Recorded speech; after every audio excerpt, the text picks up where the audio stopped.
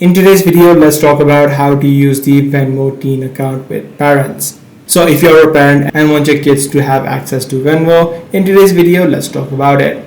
Now, as a parent, you need to create an account on their behalf.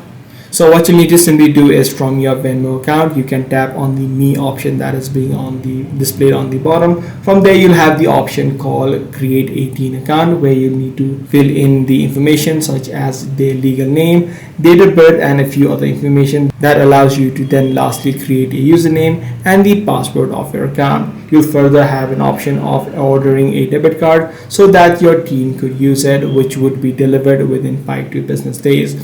Now, in terms of your children using the Venmo, it is a quite simple process. They simply need to download the standard Venmo application onto your device, and you need to provide the username and the password that you created while following the steps so that they can successfully log in. So this is the exact process you can follow in order to use the Venmo teen account with parents. If this video was helpful to you, be sure to subscribe. I'm going to see you in the next one.